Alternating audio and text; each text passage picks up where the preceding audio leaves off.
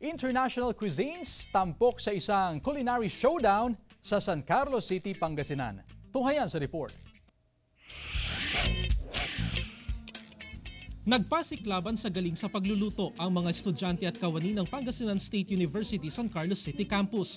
Sa temang Across Global Cultures, ibinida ang mga international cuisines. Mayroong chakalaka ng South Africa, beef teriyaki ng Japan, shrimp kebab and salmon ng Australia, picandino ng Brazil, chicken with baked potato and beans ng Canada, at pasta puttanesca ng France.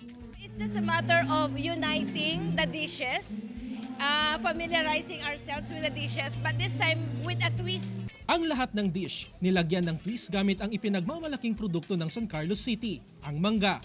Since we are celebrating the United Nations 2024 po, it is important to show to our students, to our audience po kung ano po yung mga different cuisines.